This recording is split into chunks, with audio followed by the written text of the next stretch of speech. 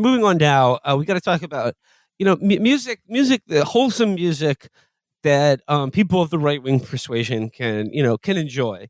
We are returning now, of course, to our old friend, Canadian white rapper Tom MacDonald, who came out with a new song featuring, the genius Ben Shapiro. And we're lucky enough to be, have as a guest on the show today, Alex, who ghost wrote Ben's verse for the song. So you just tell us a little about the creative process of working with Ben on this track. Well, they call me the Ben Shapiro of the left based on height. So it's sort of a natural matchup. I actually haven't heard this yet. I haven't heard this song yet. I was putting it off because you guys said you hadn't heard it yet, and I was going to listen to it for the first time on the show. Well, the song is called Facts. And Chris, why don't we cue that up? And if you could just just jump ahead to Ben Shapiro's verse. Man, I call this shit iTunes rap because it only charts on iTunes. Yeah, I have no idea where Ben Shapiro's verse is. So let's get a little flavor from the beginning. Let's just dive in. They call me offensive, controversial. It's only two genders, boys and girls. They can't cancel my message because I'm the biggest independent rapper in the whole freaking world. Claim that I'm racist, yeah, alright. I'm not ashamed. That might be true, actually. If every Caucasian's a bigot, I guess every Muslim's a terrorist. Every liberal is right. I don't want to talk to folks who don't get it. Go woke, go broke, no hope. It's pathetic. Pro-choice, pronouns, pro-love, you're progressive. But you ain't pro-gun, no one to protect it. Where the American flags at? Remember when people would hang those? They've been taken down. He's Canadian, brother. You're Canadian. Yeah. This ain't money, cars and clothes. We ain't selling drugs, we ain't gonna overdose. We ain't pushing guns, ain't promoting stripper poles. We won't turn your sons into thugs or your daughters into hoes. I don't care if I offend you. All right, pause it for a second. All right. So he's saying, the listeners will be missing out on the visuals to this video, but I have to comment on the fact that Tom MacDonald is talking about his raps are not promoting stripper poles or overdosing or anything cool like that. But he looks like a gremlin of some kind. Like he's got braids and a face tattoo. I mean, he just looks very disturbing, and he looks like there's someone who is on a lot of drugs. So I mean, that's the thing. The average Tom MacDonald fan is overdosed like 12 times. Like they still have Narcan in their nose from the last time.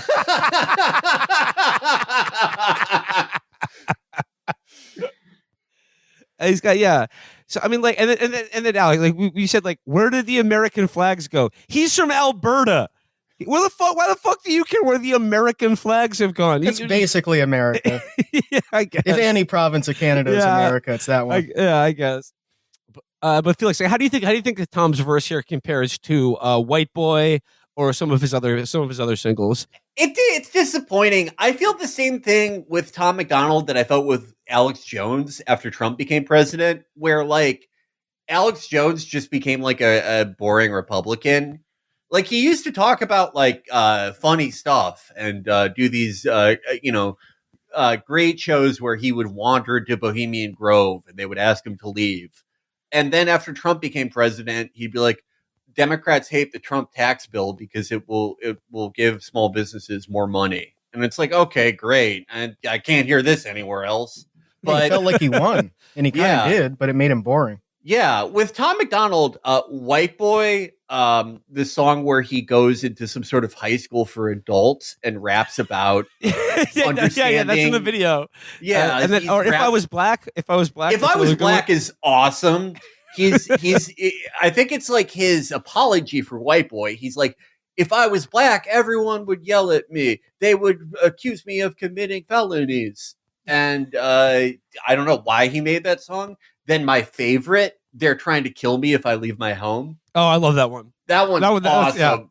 That's a legitimately great song. Look, the Illuminati real. They're trying to make you dumb, trying to numb you out with pills, trying to make you broke, trying to tell you it's a deal. Processing your food, so now none of it is real. You eating super good, but you still be getting ill. You working super hard, but you still can't pay the bills. Silencing the visionaries, revising the dictionaries. Now you just can't find the right words to say and express how you feel.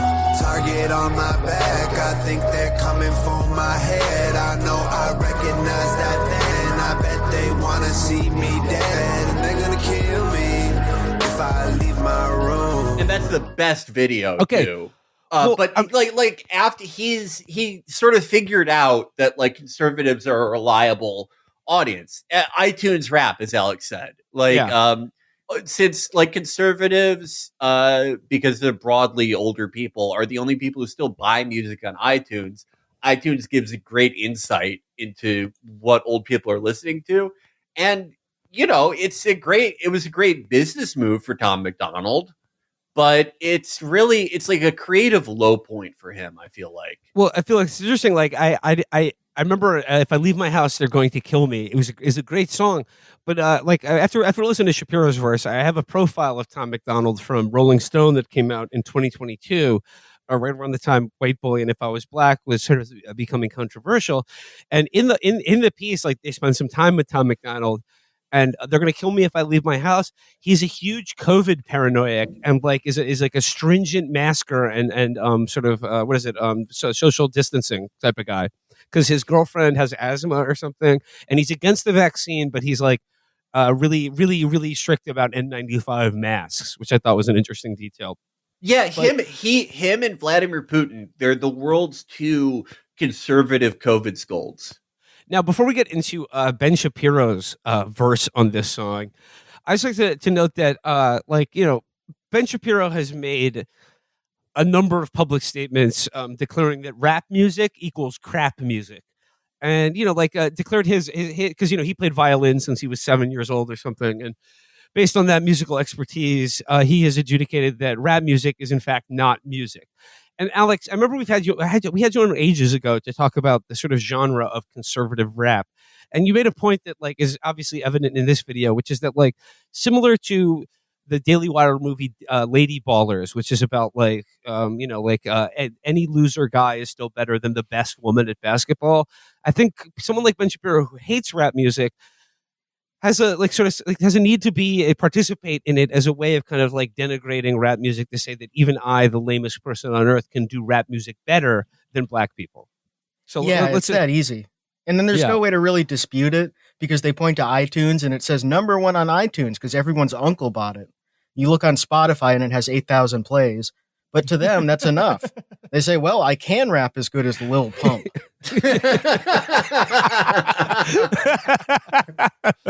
All right, let's hear some more from Facts. Before we hear the Shapiro verse, we see Tom MacDonald standing in front of a wall of monitors with Ben Shapiro's face, and he looks exactly like the grinning man that appears on most Aphex Twin imagery. Yeah. Just keep it real, facts. Don't care how you feel, man. If you want my pronouns, I'm the man. I'm the man who don't respect. That's not a pronoun. I've got the facts. My money like Lizzo, my pockets are fat. Homie, I'm epic. Don't be a whack. Dog, it's a yarmulke, homie, no cap. Look at the graphs. Look at my charts. You're blowing money on strippers and cars. You going to prison, I'm on television. Dogs, no one knows who you are. Keep hating on me on the internet. My comment section all woke Karens. And I make racks off compound interest. Y'all live with your parents. Nikki, take some notes. I just did this for fun. All my people download this. Let's get a Billboard number 1. This ain't rap. This ain't money. Okay. So, wow. Let's go behind the bars with Ben Shapiro. It's just really robotic. It's like, I mean, this seems like an AI. Like you just like. I was going to ask if it's AI. Voice. Yeah. It's not like it's hard to get Ben Shapiro, but that was just so weird. Yeah, it was so unmusical. I don't know what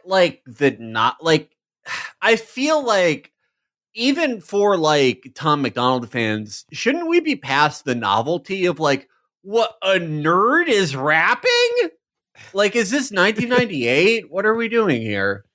Weird Al Yankovic did it better. Can't you see I'm white and nerdy? Yeah. But I mean, like, sort of similar to the Tom's verse. Like, Ben's coming in and he's saying that, like, he's basically just advertising the thing, like, all the other things that rappers promote, like, having sex, doing drugs, being cool. I'm not about that. I'm making money off compound interest and talking about facts on my webcast. Is he trying to be anti-Semitic to himself? Why are you talking about compound interest?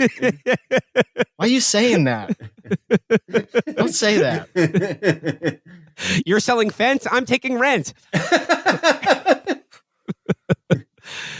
All right, that is so fucked up. All right, you want to hear a little more of it, or should we dive into this Rolling Stone piece?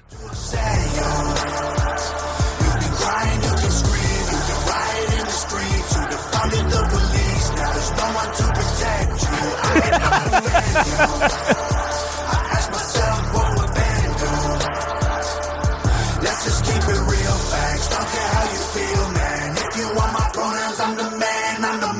I respect you.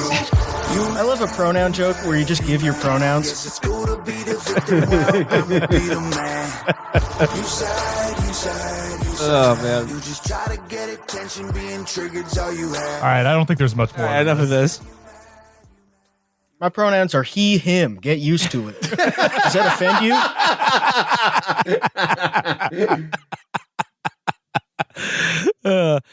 What are his face tattoos too? Does one say hog? Yeah. Well, he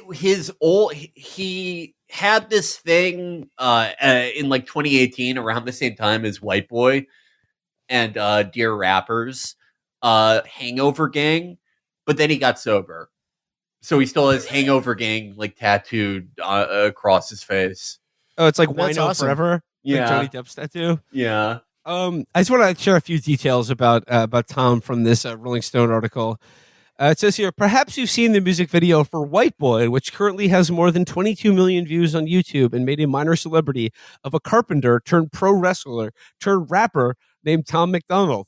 God, listen, nail this guy to a crucifix and he could be our Lord and Savior. Carpenter. How long was he a carpenter? Was he in a union? Because if you're talking about like helping my uncle with his deck, I don't want to hear that. But Felix, it describes the music video. It says it is set in a Southern California classroom where the musician, who is white, wears blonde box braids and sits in a desk in a row of bored-looking students. Just as he starts rapping about how he shouldn't have to feel bad for being white, the students start to make faces and throw paper at him. The teacher, played by a black actor, tries to quiet MacDonald down, waving his arms and wordlessly shouting. The rest of the classroom begins to taunt him. White boy, don't say that. White boy, you so bad. MacDonald overpowers them with a scream of anguish, his voice rising above all the others in the room. White boy, white noise, saying shit I can't say with my white voice. Yeah, that song is very powerful because the stuff he says is like, my family never owned slaves. I would never say there's an implied N-word. He's like, I would never say bleh. And it takes place, as I said, in the adult high school where everyone argues with Tom MacDonald. I think that's like where they make you go after you go to prison. It's like remedial driving or something. Yeah. You have to go to Tom MacDonald classes if you really, really screwed up in life. Going on here, it says, but MacDonald started something more vicious than a conversation. Even if you've never seen the video for White Boy, you know precisely the type of person who would put it on repeat. He'd gifted the culture war a new text. Eventually, white nationalists discovered the song. MacDonald said he spent hours deleting their comments celebrating him. That freaked me the fuck out, he said, claiming that as a Canadian, he was unaware of the chaos this track would unleash. Of course, he brought it upon himself. I was like, we're not all on the same internet. He's like, I'm sorry, I'm Canadian. I don't know about any of this stuff. You can't say, oh, she goes to a different school. You're all just posting on Twitter. Yeah. But going on here, it says, 4 years after White Boy, MacDonald is eager to show people I'm not just some brainwashed right-wing zombie. When we spend time together this winter at his place, he's ultra paranoid about COVID, requiring us to stay masked and socially distanced even outdoors. He suggests that he isn't against abortion or gun control and that he watches videos about intersectionality. I would love to see what he means by that. What is that? Is that like from the Griot? He reads the root. I would love to find out what he means by that because he cannot be doing like there's no way he's doing that. Does he mean like interracial porn? Well, not on YouTube. Unless it's clothed. It's like it goes back to this like Canadian thing. It's just like you don't even go to this high school, and then he's weighing in on all these American culture. And when you're in Canada, it's like all our culture war issues just become backwash for their like trucker convoys and stuff like that. But like he's just like we're in the face tattoos talking about like I'm proud to be white, and then he's like, damn, all these white nationalists are commenting on my shit. How could this happen? It seems like they would hate the way he looks. Yeah, I know. It's amazing how people can suspend their hatred for someone who has like white guy dreads and all these piercings and all these face tattoos and all this shit where if their daughter brought that guy home, they would come out with a shotgun. But once he says I'm racist, it's totally fine. Same thing with 4G Auto Blow and all those guys. Oh. Like, why do they support that? And I really don't get the appeal of being a white nationalist if you have to hang out with guys who look like that. Who's the guy? Like, shouldn't they be clean cut? What's the point of the far right shit if we don't have clean cut guys like we used to? If we're gonna have face tattoos, we might as well be cool. It's Foreshadow Blow is great, but I love like the guy whose face is even fatter than his. Was it Jimmy Levy? That guy?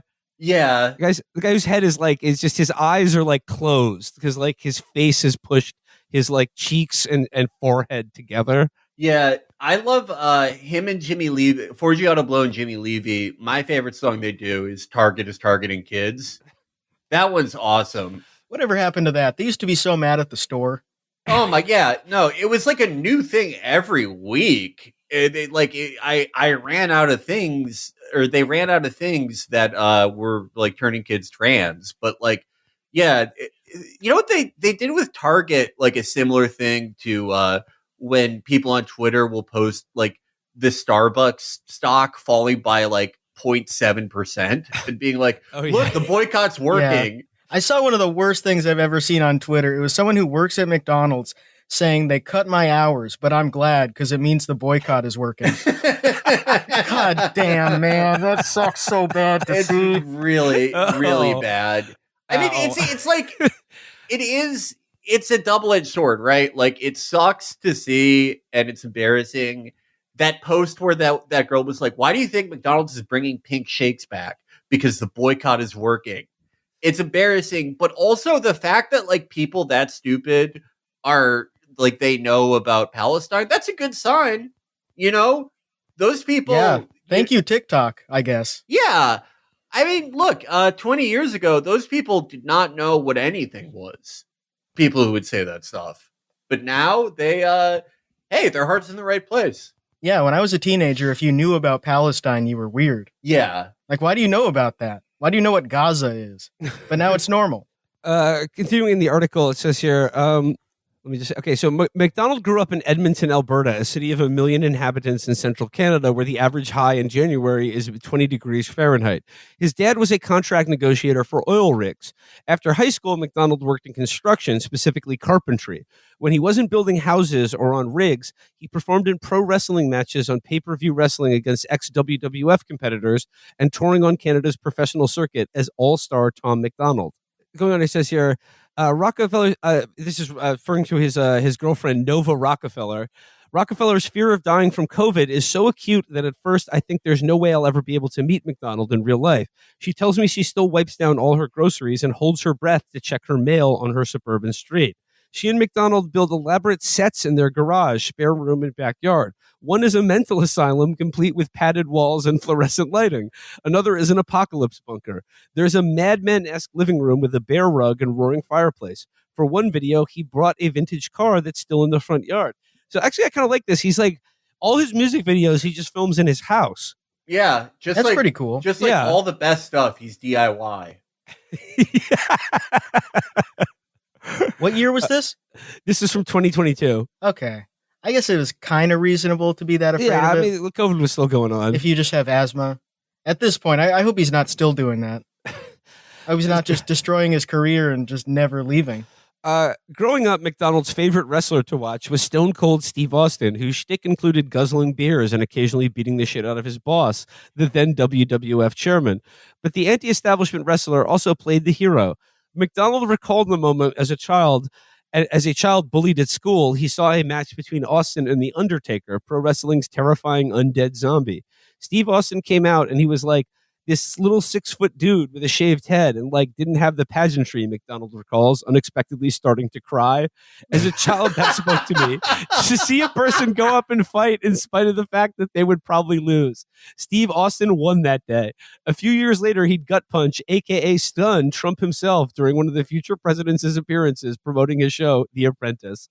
So, starting to cry because Stone Cold Steve Austin fought The Undertaker at SummerSlam. That justifies all the bullying. Yes. Yeah. That justifies all the bullying that you're the guy who's crying at Stone Cold Steve Austin. Like, they were right to look down on you. I'm sorry. Yeah. Oh, Stone Cold. You the way that you pretended to slap a guy in the back really hard, I realized that I could accomplish my goals. I really respected the way you saw Vince McMahon rape women and didn't do anything. It really spoke to me. So yeah, well, hopefully, I don't know. I think Ben Shapiro's musical career should continue to flourish. I think you guys should, start selling features to other rappers. So it's $500K a feature, or like a couple 100,000 if I like you. Yeah, you can pay like $5,000 to get Snoop Dogg or Gucci Mane. They do features all the time for everybody. If you follow them on Spotify, you have a feed of just the worst shit, and it's a 30-second feature from them. So Ben Shapiro, it should be less than that. It should be like $2, but he's probably charging like $10,000. I would guess, unless it's just a favor for Tom MacDonald. Yeah, no, they wanted to link and build. Ben Shapiro saw they're gonna kill me in my house and thought, hey, I'll have some of that. I do need to do a quick fact check on this Ben Shapiro verse. This name of the song is Facts. He says, you're going to prison. I'm on television. False. Ben Shapiro is not on television. Daily Wire is not television. That is a web show. You're right about that. Wait, who's his enemy that's going to prison? Just black people. Okay. Yes. Yeah. Maybe that judge in Georgia. The implied, just like reading through his verse, the implied you on all of this is indeed just black people, mostly black women. Oh, okay. All right.